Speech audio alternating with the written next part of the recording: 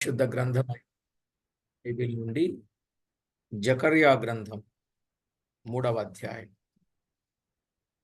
జకర్యా గ్రంథం 3వ అధ్యాయం 5వ వచనం నుండి చదువుతాను. 10 వచనాలు.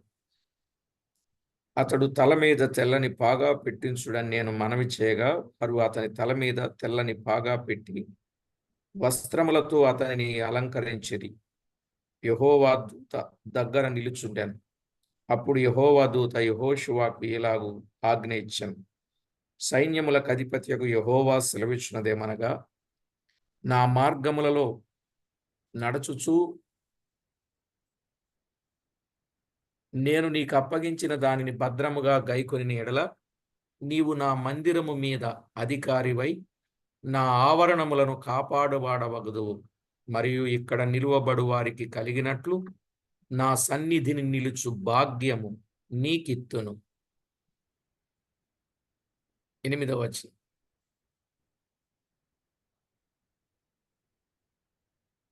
ప్రధాన యాజకుడు అయిన యెహోషువ, నీ ఎదుట కూర్చుండు నీ సహకారులు సూచనలుగా ఉన్నారు.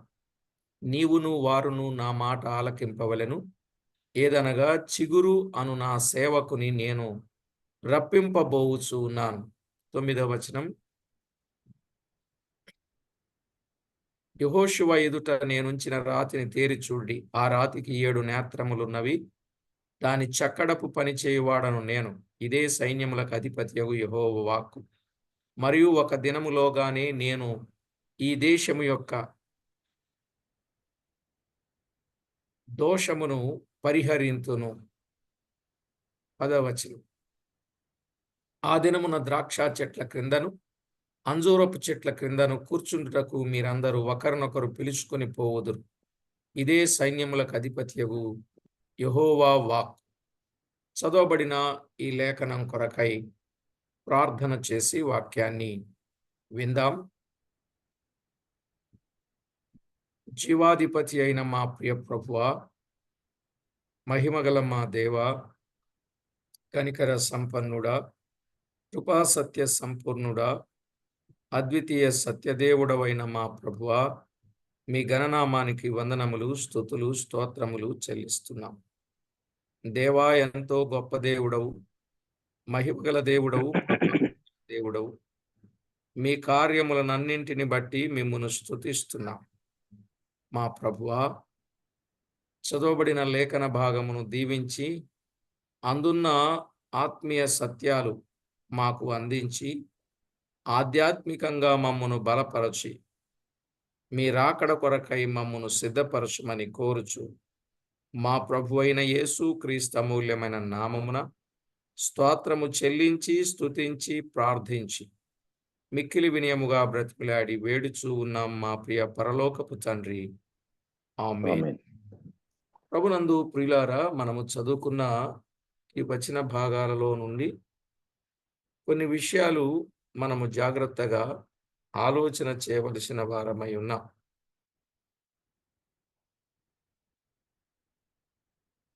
చదవబడిన ఈ లేఖనాలలో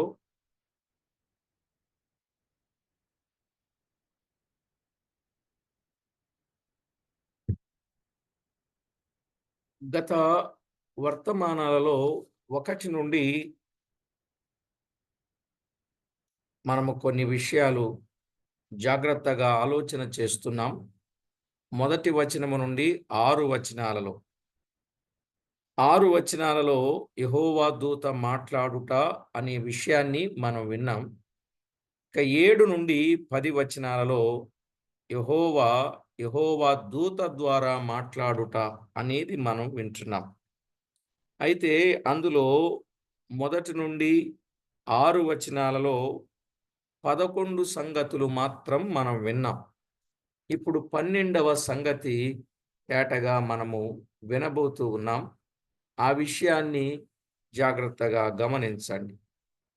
యెహోషువ దూత దగ్గర నిలిచున్నాడు అని 3వ అధ్యాయం 5వ వచనంలో చూస్తాం. చివరి భాగం, యెహోవా దూత దగ్గర నిలుచుండెను, యెహోవా దూత దగ్గర నిలుచుండెను అని చూస్తున్నాం.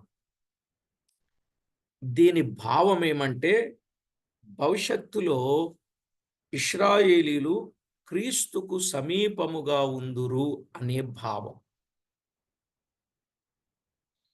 యెహోషువ దూత దగ్గర నిలిచి ఉన్నాడు అంటే భవిష్యత్తులో ఇశ్రాయేలీలు క్రీస్తుకు సమీపముగా ఉంటారు. దీనిని వెయ్యేండ్ల పాలన అని కూడా అనొచ్చు. వెయ్యేండ్ల పాలన. లూకా సువార్త 9వ అధ్యాయం 27 నుండి 36 వచనాలలో చూస్తాం ఆ విషయాన్ని. లూకా సువార్త 9వ అధ్యాయం 27 నుండి 36 వచనాలు.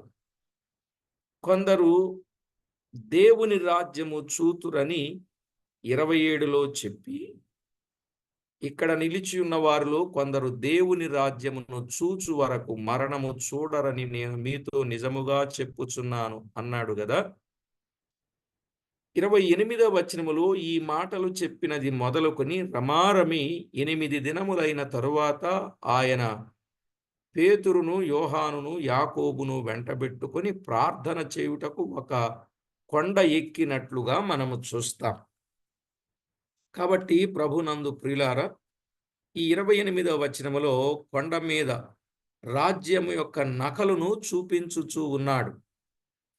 కొండ మీద రాజ్యము యొక్క నకలు చూపిస్తూ ఉన్నాడు. క్రీస్తు రారాజుగా ఉండును. క్రీస్తుతో మాట్లాడుచున్న మోషే, ఏలియాలు సంఘానికి సూచన అని మనము చెప్పుకున్నాం.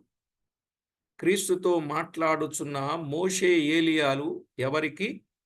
సంఘానికి సూచన. చనిపోయి లేచిన వారికి మోషే సూచన. క్రీస్తు మాట్లాడుచున్న మోషే, ఏలియాలు సంఘానికి సూచన అయితే, చనిపోయి లేచిన వారికి మోషే సూచనగా ఉన్నాడు. సజీవులుగా నుండి ఎదుర్కొను వారికి ఏలియా సూచనగానున్నాడు. అర్థమైందండి?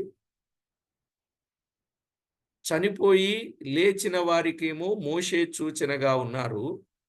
సజీవులుగా ఉండి ఎత్తబడు వారికి ఏలియా సూచనగా ఉన్నాడు. వారు మహిమలో అగపడినట్లు క్రీస్తు ఆకాశ మండలానికి వచ్చినప్పుడు ఫిలిప్పీ పత్రిక 3వ అధ్యాయం 21వ వచనం ప్రకారంగా సంఘము మహిమ దేహము దాల్చును. సంఘము మహిమ దేహము దాలుస్తుంది. అదే మన దీన శరీరములను ఆయన మహిమగల శరీరాలుగా మారుస్తాడు.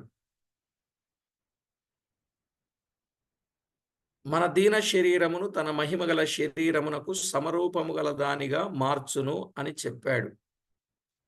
మరియు పేతురు, యోహాను, యాకోబులు ఉన్నారుగా ఆ రూపాంతరపు కొండ మీద.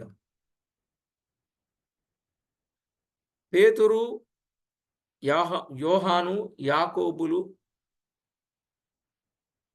క్రీస్తును దగ్గరగానున్నట్లు, ఇశ్రాయేలీలు క్రీస్తుకు దగ్గరగా 1000 ఏండ్లు రాజ్యములో ఉంటారు. క్రీస్తుకు దగ్గరగా 1000 ఏండ్లు రాజ్యములో ఉంటారు. ఇక 30వ వచనములో, లూకా సువార్తలో 30వ వచనములో 9 మంది శిష్యులున్నారు కదా, వారు కొండ క్రింద దూరముగా ఉన్నట్లు, కొండ క్రింద దూరముగానున్నట్లు అన్యులు 1000 ఏండ్ల రాజ్యములో దూరముగా ఉందురు. అన్యులు 1000 ఏండ్ల రాజ్యములో దూరముగా ఉంటారు. జకర్యా గ్రంథం 8వ అధ్యాయం 23వ వచనములో మనము చదివినప్పుడు, జకర్యా గ్రంథం 8వ అధ్యాయం 23లో ఉన్నట్లు, అన్యులు ఇశ్రాయేలీల వెంబడి వెళ్ళుదురు. 8:23 సైన్యములకు అధిపతియగు యెహోవా సెలవిచ్చినదేమనగా, ఆ దినములలో ఆయా భాషలు మాటలాడు అన్యజనులలో 10 మంది ఒక యూదుని చెంగు పట్టుకొని, దేవుడు మీకు తోడుగా ఉన్నాడను సంగతి మాకు వినబడినది గనుక మేము మీతో కూడా వత్తుమని చెప్పుదురు. చూశారా? అన్యజనులు ఇశ్రాయేలీల వెంబడి వెళ్తారు. ఇశ్రాయేలీలు అన్యులకు తలగా ఉంటారు. అలాంటి ఉన్నత స్థితి ఇశ్రాయేలీలకు కలుగుతుందన్నమాట. 10 మంది ఒక యూదుని చెంగు పట్టుకొని మేం కూడా వస్తాం అని చెప్తారు. మనం ఆలోచన చేయాలి. దీనిని బట్టి దేవుడు తలగా చేస్తాడు, గొప్పగా చేస్తాడు, ఉన్నతమైన స్థితికి తెస్తాడు. వారిని అన్యులు వెంబడించేటట్లుగా దేవుడు చేస్తాడు. మరి నేడు మనము కూడా క్రీస్తునందు దూరస్థులమైన మనలను దేవునికి సమీపస్తులుగా చేశాడా లేదా? ఎఫెసీ పత్రిక 2వ అధ్యాయం 12 నుండి 18 వచనాలు మనము చదవాలి. 2వ అధ్యాయం 12 నుండి 18 వచనాలు. అందులో 13వ వచనం, మునుపు దూరస్థులైన మిమ్మును క్రీస్తు యేసు రక్తము వలన సమీపస్తులుగా చేశాడు అని అంటాడు. అక్కడున్న వచనాలన్నీ మీరు తర్వాత చదవండి. కనుక హెబ్రీ పత్రికలో 4వ అధ్యాయం 16వ వచనములో కూడా ఒక మాట ఉంది. సమయోచితమైన సహాయము పొందునట్లు కృపాసనమునొద్దకు చేరియున్నాము. సమయోచిత సహాయము పొందునట్లు కృపాసనమునొద్దకు చేరియున్నాం. 10వ వచనములో కూడా మనము ఆ సంగతి చూడగలం. అలాగే 19 నుండి 22 వచనాలలో కూడా ఆ విషయాలు మనం అర్థం చేసుకోగలం. దూరస్థులమైన మనలను సమీపస్తులుగా ఆయన మార్చాడు. ఇలాగూ ప్రభు దగ్గర సంబంధము కలిగి ప్రభు కృపలో మనము ముందుకు సాగడం ఎంతైనా మంచిది. అది మనకు ఆశీర్వాదకరం. కనుక ఒకప్పుడు దూరస్థులం, ఇప్పుడు సమీపస్తులుగా చేశాడు. సమీపస్తులమైన మనము ఆయనకి ఎప్పుడూ దూరస్థులుగా ఉండకుండా ఆయన నామానికి మహిమకరంగా జీవిస్తూ ఆయన చిత్తాన్ని మనము అనుసరించే వారముగా మనము కొనసాగవలసిన వారమై ఉన్నాం. దూరస్థులమైన మనలను సమీపస్తులుగా చేశాడు కనుక ఇప్పుడు మనము ఆయనకు దూరస్థులంగా ఉండకూడదు. ఆయనకు ఎలా ఉండాలి? ఆయనకు సమీపస్తులుగానే ఉండాలి. ఆయన నామాన్ని మహిమపరచే వారంగానే ఉండాలి. ఆ విధంగా మనలను మనము జాగ్రత్త చేసుకోవాలి. ఇక్కడికి ఈ 3వ అధ్యాయములో ఉన్న విషయాలు మనకి అర్థమయ్యాయి. ఇక 7 నుండి 10 వచనాలు, 7 నుండి 10 వచనాలు యెహోవా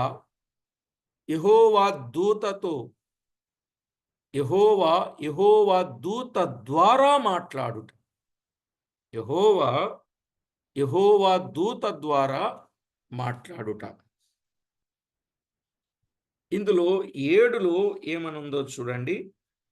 సైన్యములకు అధిపతియగు యెహోవా సెలవిచ్చునదేమనగా, నా మార్గములలో నడచుచు నేను నీకు అప్పగించిన దానిని భద్రముగా గైకొనిన ఎడల నీవు నా మందిరము మీద అధికారివై నా ఆవరణములను కాపాడువాడవగుదువు. మరియు ఇక్కడ నిలువబడు వారికి కలిగినట్లు నా సన్నిధి నిలుచు భాగ్యము నీకు ఇత్తును అని చెప్పాడు. ప్రియులారా, ఇక్కడ మనం 3 విషయాలు గమనించాలి. 3 విషయాలు గమనించాలి. ఒకటి, యెహోషువ వ్యక్తిగత బాధ్యతలు, ఆధిక్యతలు. రాసుకోండి చక్కగా. యెహోషువ వ్యక్తిగత బాధ్యతలు, ఆధిక్యతలు. 2, ఇశ్రాయేలీల బాధ్యతలు, ఆధిక్యతలు. ఇశ్రాయేలీల బాధ్యతలు, ఆధిక్యతలు. 3, నేడు మన బాధ్యతలు, ఆధిక్యతలు. ఇలాగు ధ్యానించడం మనకు ప్రయోజనకరం. ఏమండి? ఈ వరుసలో మనము ఇక్కడున్న వచనాలను ధ్యానం చేద్దాం. ఒకటి, యెహోషువ వ్యక్తిగత బాధ్యతలు, ఆధిక్యతలు. 2, ఇశ్రాయేలీల బాధ్యతలు, ఆధిక్యతలు, మరి మన బాధ్యతలు, ఆధిక్యతలు ఇలాగున మనము ధ్యానం చేస్తే, ఒకటి యెహోషువ బాధ్యతలు ఏమన్నాడు? నా మార్గములలో నడచుచు అన్నాడు కదా. నా మార్గములలో నడచుచు, నా మార్గములలో నడచుచు అనగా ఇది ప్రవర్తనకు సంబంధించిన పదం. ఇది ప్రవర్తనకు సంబంధించినది. యెహోషువ ఆయన మార్గములలో నడవవలసిన బాధ్యత గలవాడుగా కనబడుచున్నాడు. ఆయన మార్గములలో నడవవలసిన బాధ్యత గలవాడుగా కనబడుతున్నాడు. ఎందుకంటే ఏలీ కుమారులు అప్పట్లో యాజకులైనప్పటికీ ఆయన మార్గములలో నడవని కారణమున దుర్మార్గతను బట్టి దేవుడు వారిని తొలగించి సమూయేలు అను నమ్మకమైన యాజకుని నియమించి ఆయనకు పని అప్పగించినట్లుగా చూస్తాం. బాధ్యత విస్మరిస్తే విజయాలు కాదు, విసర్జించబడే ప్రమాదం ఉన్నది. ఇది మనము గమనించాలి. ఈ విషయాలు మనకు అర్థం కావాలంటే మీరు తర్వాత చదవండి, వచనాలు చెప్తా. సమూయేలు మొదటి గ్రంథం 2వ అధ్యాయం 12వ వచనం, 22వ వచనం, 23వ వచనం, 34వ వచనం, 35, 36 వచనాలు. 35, 36 వచనాలు. దీనిని బట్టి మనకు అర్థమయ్యేది ఏంటి? యెహోషువ ఆయన మార్గములలో నడవాలని హెచ్చరించుచూ ఉన్నాడు. ప్రియులారా, మనలో ఏ ఒక్కరమైన ఆయన మార్గములలోనే నడవాలి, ఆయనకు అనుకూలముగానే నడవాలి అనే విషయాన్ని మనం చూస్తాం. ఇక అక్కడ రెండవది చెప్పాడు. ఒకటి నా మార్గములలో నడచుచు అన్నాడు కదా. ఇక రెండవది ఏమన్నాడు? నేను నీకు అప్పగించిన దానిని భద్రముగా గైకొనిన ఎడలా అన్నాడు. ఆయన ఏదైతే అప్పగించాడో దానిని భద్రముగా గైకొనాలి, భద్రముగా గైకొనాలి. ఇక్కడ నేను నీకు అప్పగించిన దానిని అంటే అప్పగించుట అనునది పనిని చూపించుచు ఉన్నది. అప్పగించుట అంటే పనిని చూపించుట ఉన్నది. ప్రధాన యాజకత్వపు పని యెహోషువకు దేవుడు అప్పగించాడు కదా. అందుకే ప్రధాన యాజకుడైన యెహోషువ అన్నాడు. యాజకత్వపు పని ఆయనకు అప్పగించాడు. అది క్రమబద్ధమైన విధముగా గైకొనవలసిన బాధ్యత. క్రమబద్ధమైన విధముగా గైకొనవలసిన బాధ్యత యెహోషువ మీద ఉన్నది. నిజమే, క్రమాన్ని మనం ఎప్పుడు మీరకూడదన్నట్టుగా నిర్గమాకాండంలోనే చెప్పాడు. నిర్గమాకాండం 30వ అధ్యాయం 7 నుండి 9 వచనాలు. నిర్గమాకాండం 30వ అధ్యాయం 7 నుండి 9 వచనాలు మరియు 17 నుండి 21 వచనం. 17 నుండి 21 వచనములో మనము ఈ సంగతులను గమనించాలి. అలాగునని లేవియాకాండం 16వ అధ్యాయం 11 నుండి 17 వచనాలు. లేవియాకాండం 16వ అధ్యాయం 11 నుండి 17 వచనాలు, అలాగే 34వ వచనం కూడా చదవాలి. అలాగే లేవియాకాండములోని 24వ అధ్యాయం 1 నుండి 4 వచనాలు. 1 నుండి 4 వచనాలు. ఈ వచనాలన్నీ చదివినప్పుడు ప్రధాన యాజకులకు ప్రత్యక్షపు గుడారములో ప్రధానమైన పరిచర్య అప్పగించాడు. గమనించారా? ప్రధాన యాజకులకు ప్రత్యక్షపు గుడారములో ప్రధానమైన పరిచర్య అప్పగించాడు. ప్రధానమైన పరిచర్య ప్రధాన యాజకులకు ప్రత్యక్షపు గుడారములో అప్పగించాడు. అది క్రమబద్ధమైన రీతిగా చేయవలసిన బాధ్యత. ఈ బాధ్యత ఇప్పుడు యెహోషువ మీద ఉన్నది. అలాగున ఆయన మార్గములలో నడుచుకుంటూ, అనగా చక్కగా ప్రవర్తించుచు, ఆయన అప్పగించిన బాధ్యతలు, పరిచర్య చక్కగా నెరవేర్చిన ఎడల ఈ క్రింది ఆధిక్యతలు ఇవ్వబడతాయి. ఏంటా ఆధిక్యతలు? ఇలా అనుకుందాం. యెహోషువ ఆధిక్యతలు. నెంబర్ 1, యెహోషువ ఆధిక్యతలు. బాధ్యతలు ఏమిటండి? ఆయన మార్గములలో నడవాలి. 2, అప్పగించిన దానిని నెరవేర్చాలి. అలాగు చేస్తే 1 అక్కడే వ్రాయబడిన మాట ఏమన్నాడు? నీవు నా మందిరము మీద అధికారివై యుందువు అన్నాడు. ఆయన మందిరము మీద అధికారి అయి ఉంటాడు. అప్పగించిన పని నమ్మకంగా చేయకపోతే, నేను అధికారిని అని చెప్పుకున్నా, అది దేవుని దృష్టిలో విరోధమైన పని అవుతుంది. కానీ నమ్మకంగా అప్పగించిన పని చేస్తే, నా మందిరము మీద అధికారివై ఉంటావు. మందిరములో కొందరు యాజకులు పరిచర్య చేస్తారు, నిజమే. లేవీలు కూడా కొంత సేవ చేయుదురు. అయితే వీరందరిపైన అధికారం ప్రధాన యాజకునిదే. యాజకులందరిపైన అధికారం ఎవరిది? ప్రధాన యాజకునిదే. అలాగు మందిరము మీద అధికారం యెహోషువ జీవించినంత కాలము ఆ స్థానము నుండి తొలగింపబడడనే భావము మనకు కనబడుతుంది. మందిరము మీద అధికారం అంటే యెహోషువ జీవించినంత కాలం ఆ స్థానము నుండి తొలగింపబడకుండా ఆయనే పరిచర్య జరిగిస్తాడు అని అర్థం. నీవు నా మందిరము మీద అధికారివి. 2, నా ఆవరణములను కాపాడువాడవగుదువు అని చెప్పాడు కదా. నా ఆవరణములను 7వ వచనములో నా ఆవరణములను కాపాడువాడవగుదువు అన్నాడు. కనుక జెరుబ్బాబేలు కట్టిన ఆలయమునకు 2 ఆవరణములు కలవని చెప్తారండి. జెరుబ్బాబేలు కట్టిన ఆలయానికి 2 ఆవరణాలు ఉన్నాయి. 1 యాజకుల ఆవరణం, 2 ఇశ్రాయేలీల ఆవరణం. యాజకుల ఆవరణం, 2 ఇశ్రాయేలీల ఆవరణం. కానీ వీటి మీద అధికారం, కాపాడు బాధ్యత యెహోషువ ఎల్లప్పుడూ కలిగి ఉండుననే భావం ఉన్నది. వీటి మీద అధికారము గాని, కాపాడే బాధ్యత గాని యెహోషువ మీదనే ఎల్లప్పుడూ ఉన్నట్లు చూస్తాం. మరి ప్రవర్తన సరిలేక పని నమ్మకముగా చేయనట్లయితే ఏలీ కుమారులను తొలగించినట్లే ఇక్కడ కూడా తొలగించే పరిస్థితి ఏర్పడుతూ ఉంది అనేది మనం గుర్తించాలి. అర్థమవుతుందండి?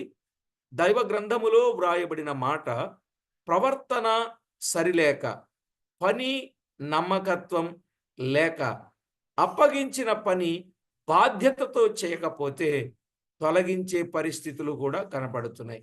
అయితే నమ్మకంగా ఉన్నట్లయితే ఈ గొప్ప ఆధిక్యతలు కలిగి ఉందురు అనే సత్యాన్ని మనము దైవలేఖనంలో చూస్తాం. చూశారా? 1 మందిరము మీద అధికారం, 2 ఆవరణములను కాపాడే బాధ్యత, 3వది ఇక్కడేమన్నాడు? మరియు ఇక్కడ నిలువబడు వారికి కలిగినట్లు నా సన్నిధిని నిలుచు భాగ్యము నీకిత్తును. ఇక్కడ నిలువబడిన వారికి కలిగినట్లు నా సన్నిధిని నిలుచు భాగ్యము నీకిత్తును. ఇక్కడ నిలువబడువారనగా ఎవరు? 4-5 వచనాలలో మనము చదివాం కదా. దేవుని సన్నిధిలో నిలుచు దూతల భాగ్యము. దేవుని సన్నిధిలో నిలుచు దూతల భాగ్యం. దేవుని సన్నిధిలో నిలుచు దూతల భాగ్యం. ఆధిక్యత మెచ్చదగినదిగా కనబడుచున్నది. దూతలనేకులు నానా విధములైన పరిచర్యలు కలిగిందురు గాని ఆయన సముఖములో ఎల్లప్పుడూ నిలిచిండు భాగ్యము కలిగిన దూతలున్నారని మనము చూచి ఉన్నాం. దూతలు అనేక రకములుగా అనేక బాధ్యతలు, అనేక పనులున్నాయి. కానీ ఎల్లప్పుడూ మందిరములో ఆయన సన్నిధిలో నిలుచు దూతలున్నారు. దేవుని సన్నిధిలో నిలుచు దూతల భాగ్యం దేవుడు ఇస్తున్నాడు. అదే ఒక గొప్ప భాగ్యం. అది ప్రత్యేకమైనది. అట్టి భాగ్యము నీకిత్తునని యెహోషువతో యెహోవా యెహోషువతో మాట్లాడుచున్నాడు కదా. యెహోవా మాట్లాడుచూ ఉన్నాడు. ఎవరితో? యెహోషువ. ఈ 3 ఆధిక్యతలు యెహోషువ కలిగి ఉండవలెనంటే ఏముండాలి? ప్రవర్తనలోను, అప్పగించిన పనిలోను, ఈ 2 బాధ్యతలలో నమ్మకముగానున్నట్లయితే ఆ 3 ఆధిక్యతలు కలుగుననే భావము కనబడతా ఉంది. ఇది యెహోషువ వ్యక్తిగతమైన సందర్భం. ఏమండి? 2 బాధ్యతలు. ఒకటి, ఆయన మార్గములో నడవవలసిన ప్రవర్తన. 2, అప్పగించిన పనిలో నమ్మకత్వం. ఇలాగు ఉన్నట్లయితే ఈ 3 ఆధిక్యతలు కలుగుతాయి.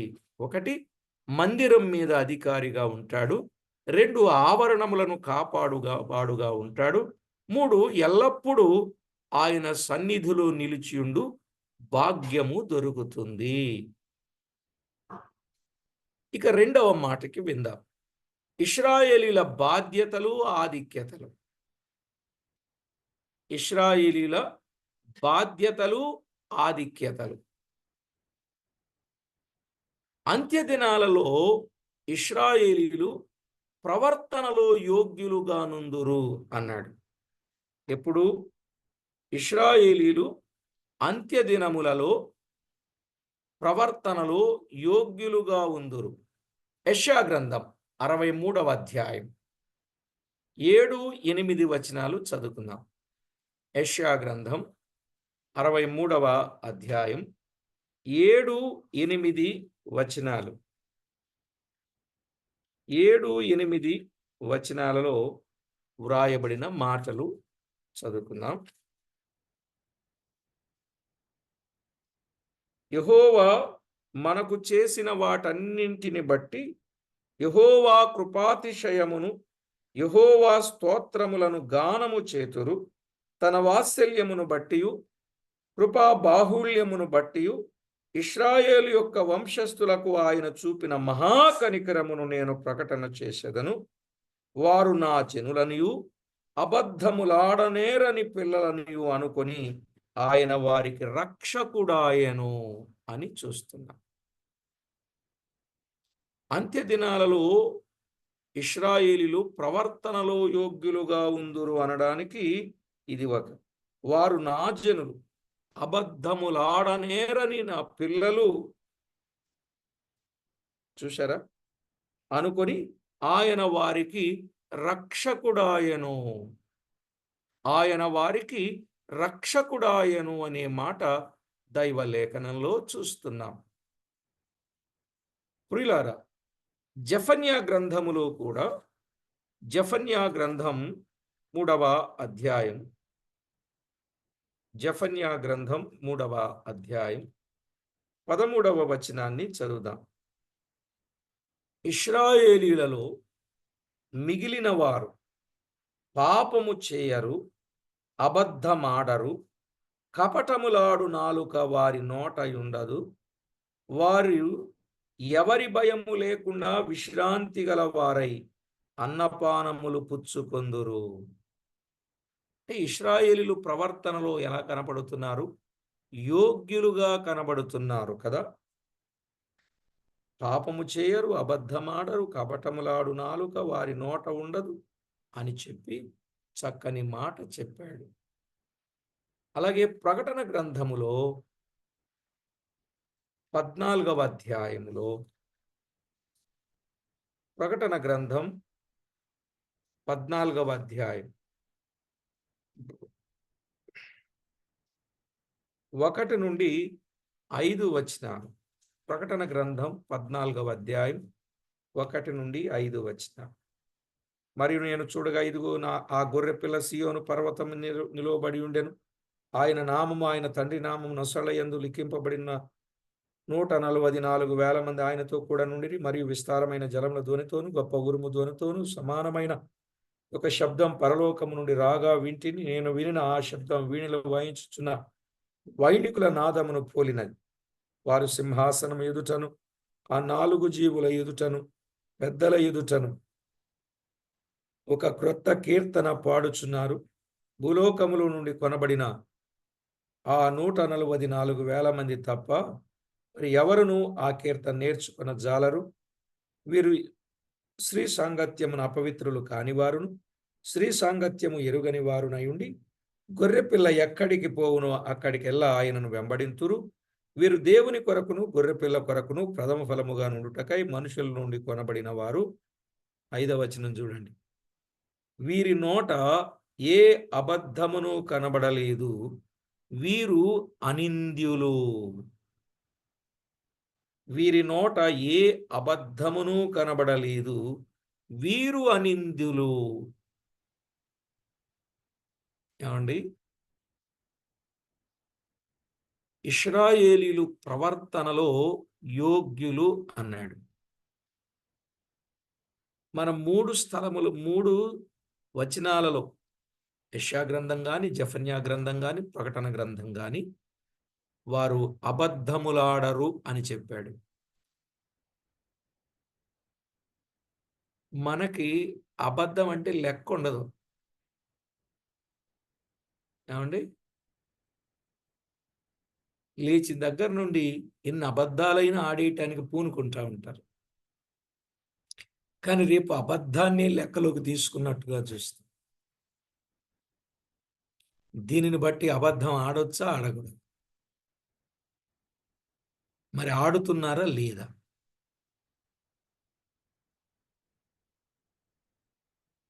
ఏమో, మీరు ఏ అబద్ధం ఆడారో, ఏ ఆఫీసర్తో అబద్ధం ఆడారో, భర్తతో ఆడారో, భార్యతో ఆడారో, పిల్లలతో ఆడారో, బంధువులతో ఆడారో, సమాజంతో ఆడారో, దేని కొరకు అబద్ధం ఆడారో, ఎలాంటి అబద్ధం ఆడారో నాకు తెలియదు. కానీ మీకు మాత్రం తెలుసు, మీ మనస్సాక్షికి తెలుసు. కనుక అబద్ధము రేపు పరిగణలోనికి తీసుకొనబడుతుంది. అందుకే ప్రకటన గ్రంథంలో చెప్పాడు కదా, అబద్ధికులందరూ అగ్నిగంధకములతో మండు గుండములో పాలు పొందుదురు, ఇది 2వ మరణం అన్నాడు. అబద్ధికుల్ని విడిచిపెట్టారా? విడిచిపెట్టాడండి. ఏముందిలే బ్రదర్, అలాగ అబద్ధం కొన్నిసార్లు ఆడకపోతే మనం అక్కడ పని జరగదండి అంటుంటారు. ఇక్కడ పని జరగాలని అబద్ధం ఆడితే అక్కడ పాతాళానికి వెళ్ళి అగ్నిగుండంలో యుగయుగాలు కాలాల్సిన పరిస్థితి అనేది కొంచెం మీరు అర్థం చేసుకుంటే చాలు. అంతే పాఠం. కాబట్టి ఇశ్రాయేలీల విషయములో వారు ప్రవర్తనలో యోగ్యులుగా ఉందురు. మరి ఎప్పుడైతే వారి ప్రవర్తనలో యోగ్యులుగా ఉంటారో వారి బాధ్యతలు కూడా నెరవేర్చుదురు. ప్రవర్తనలో యోగ్యులుగా ఉన్నప్పుడు వారికి అప్పగించిన బాధ్యతలు కూడా ఏం చేస్తారు? నెరవేరుస్తారు. మరి ఆ రోజుల్లో బాధ్యతలు నెరవేర్చుదురు అనగా ఆ దినాలలో రాజ్య సువార్త ప్రకటించుదురు. ఇది వారికి అప్పగించబడిన బాధ్యత. రాజ్య సువార్తను ప్రకటించాలి.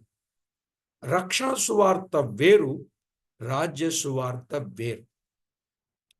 రక్షణ సువార్త అనేది యేసు ప్రభు కాలము నుండి మన కాలము వరకు ఉన్నది రక్షణ సువార్త.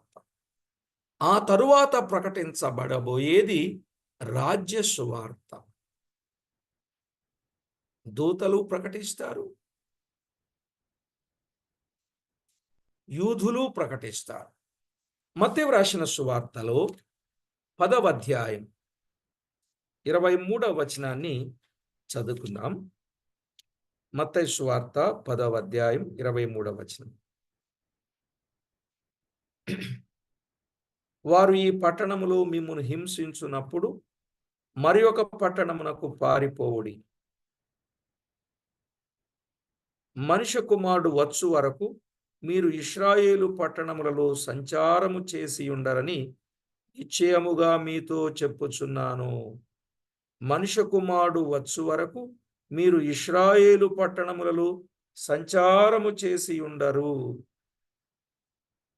అని నిశ్చయముగా మీతో చెప్పుచున్నాను. 24వ అధ్యాయం 14వ వచనం. 24:14. మరియు ఈ రాజ్య సువార్త సకల జనములకు సాక్షార్థమై లోకమందంతటను ప్రకటింపబడును. అటు తరువాత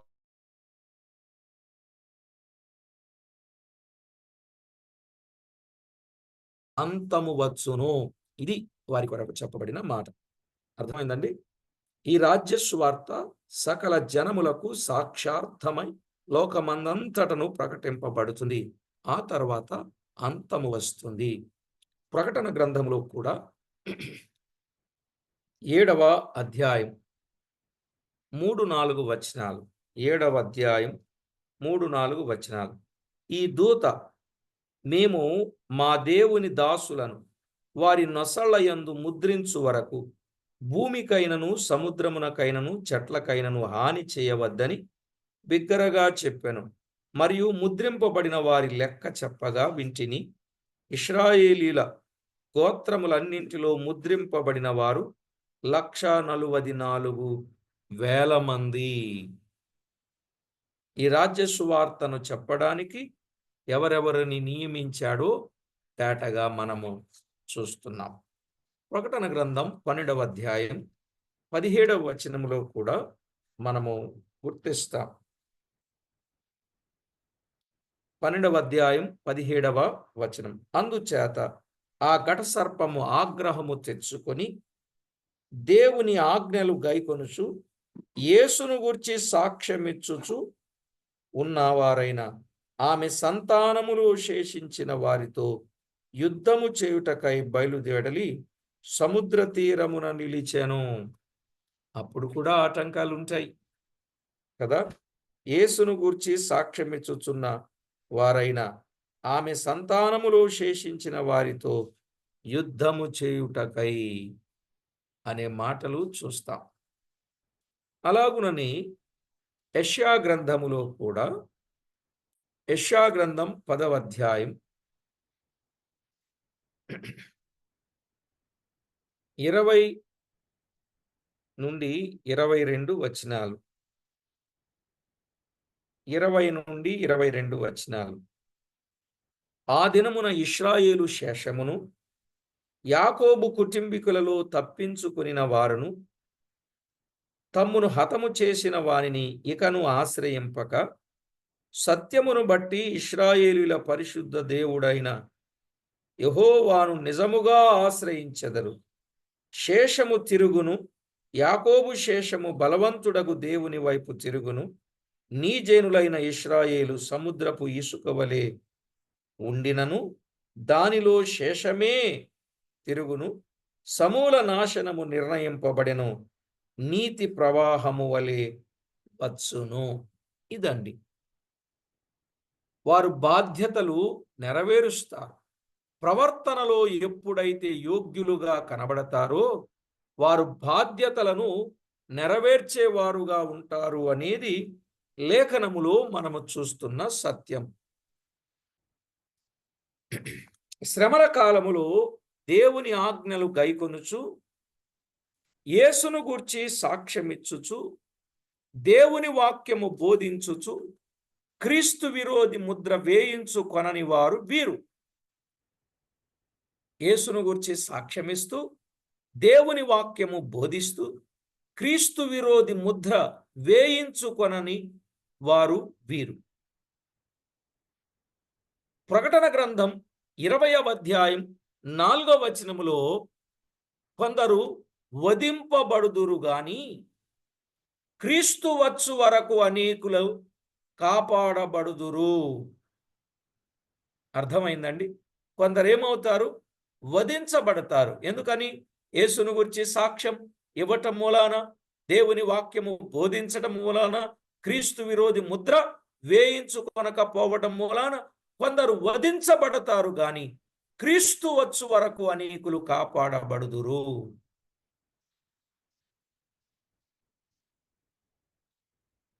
ప్రకటన గ్రంథం 20వ అధ్యాయం 4వ వచనంలో ఆ మాటలు వ్రాయబడ్డాయి. అయితే కాపాడబడతారు అనే మాట ఇర్మియా గ్రంథం 30వ అధ్యాయం 7వ వచనం. ఇర్మియా గ్రంథం 30వ అధ్యాయం 7వ వచనం. అలాగే జకర్యా గ్రంథం 14వ అధ్యాయం 1-2 వచనాలు. ఇది వారికి అప్పగింపబడిన బాధ్యతలను చూపునట్లుగా మనము చూస్తాం. వారికి అప్పగింపబడిన బాధ్యతలను అప్పగించుట. మనము ముందుగా ధ్యానించినట్లు మెస్సయ అయిన క్రీస్తు రాక వలన వారి ఆధిక్యత, అధికారము గొప్పదిగా ఉంటుంది. విన్నాం కదా మనం. మెస్సయ రాక వలన వారి ఆధిక్యత, వారికి ఇచ్చిన అధికారము గొప్పగా ఉంటుంది. మీరు ఇంకా చదవాలంటే యెషయా గ్రంథం 49వ అధ్యాయం, యెషయా గ్రంథం 49వ అధ్యాయం 23వ వచనం, 60వ అధ్యాయం 14వ వచనం, 14వ వచనం, 14వ వచనం.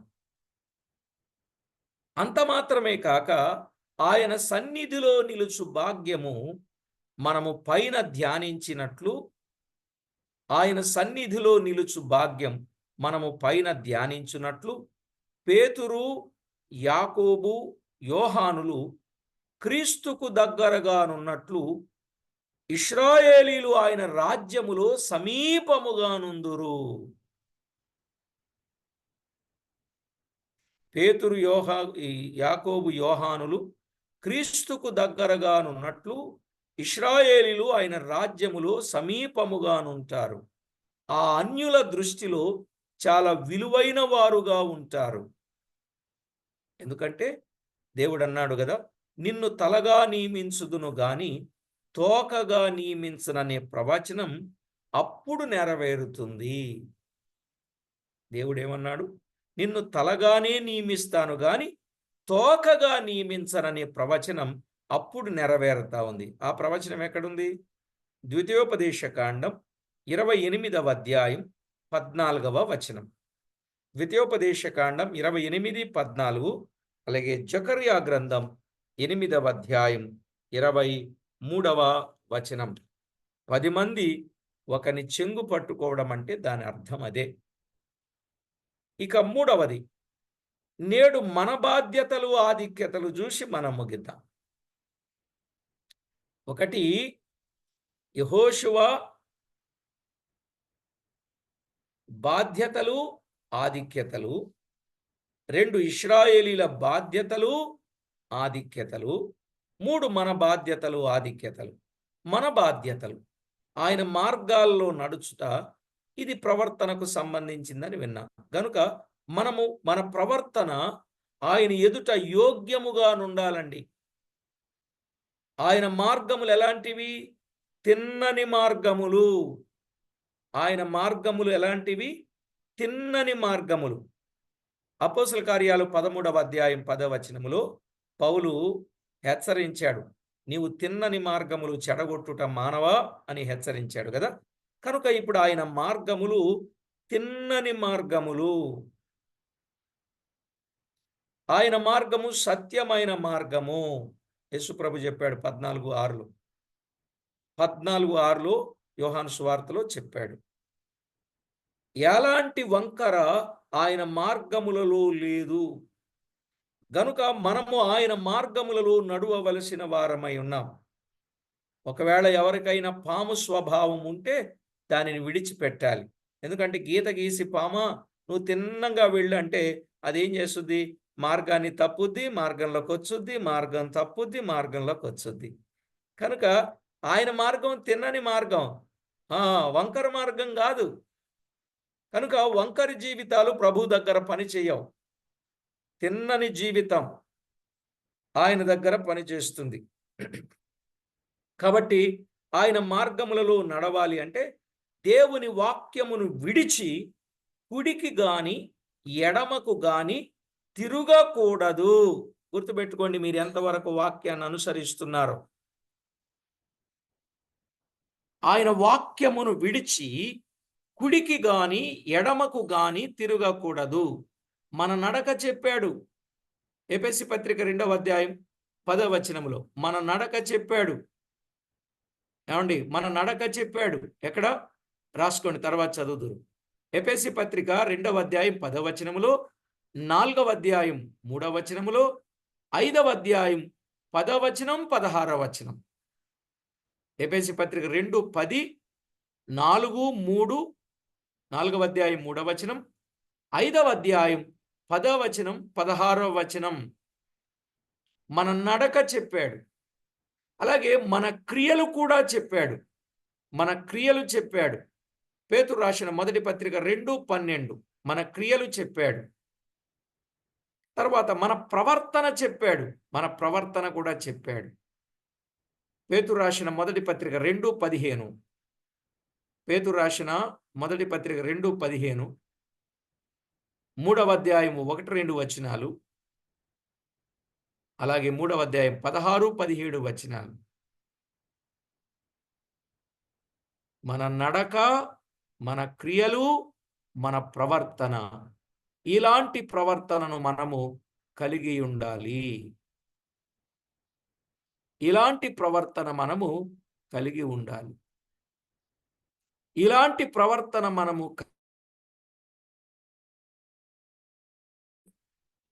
మనకు అప్పగింపబడిన బాధ్యత లేక పని మనము చక్కగా నెరవేరిస్తే మనకొచ్చే ఫలితాలేంటో మనము జాగ్రత్తగా విందాం.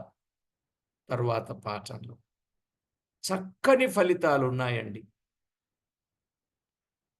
చక్కని ఫలితాలు ఉన్నాయి. ఒక్కొక్క ఫలితాన్ని వింటున్నప్పుడు దేవుడు ఎంత గొప్పవాడు.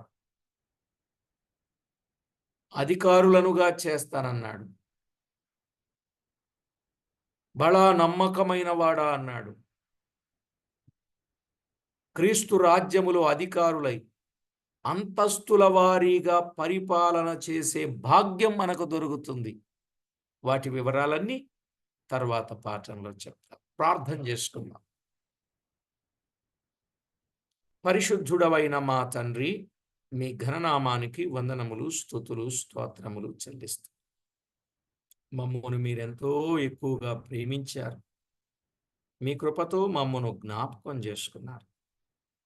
ఏ యోగ్యత లేకపోయినా మమ్మను ప్రేమించి మా పక్షంగా చేసిన ప్రతి విధమైన మేలు, ఉపకార, మహోపకారములన్నింటిని బట్టి మిమ్మును మేమెంతో స్తుతిస్తూ ఉన్నాం. మాకు చాలిన దేవా, మా సహాయకుడవైన మా ప్రభువా, అన్ని విషయాలలో ఎల్లవేళలా మీ కృపా కనికరాలు మాపైన ఉంచి మమ్మను బలపరచి భద్రపరచి క్షేమస్థితిని కలుగచేస్తున్న దేవా వందనాలు. యెహోషువ బాధ్యతలు, ఆధిక్యతలు, ఇశ్రాయేలీల బాధ్యతలు, ఆధిక్యతలు, మా బాధ్యతలు, ఆధిక్యతలు ఎంతో వివరంగా లేఖనాలలో వ్రాయించారు. వాటిని జాగ్రత్తగా గైకొని మీకెంతో మహిమకరంగా జీవించుటకు మమ్మను దినదినము అనుదినము సిద్ధపరచి మీ నామమునకే మహిమ, ఘనత, కీర్తి, ప్రభావములను ఆరోపించుకుంటారని కోరుచు మా ప్రాణనాథుడు, ప్రియుడు, మా రక్షకుడైన యేసుక్రీస్తు అతి శ్రేష్టమైన అమూల్యమైన నామమున స్తోత్రములు చెల్లించి స్తుతించి ప్రార్థించి మిక్కిలి వినయముగా బ్రతిమిలాడి వేడుచూ ఉన్నాం మా ప్రియ పరలోకపు తండ్రి. ఆమేన్. ఆమేన్. ప్రభునందు ప్రియులారా,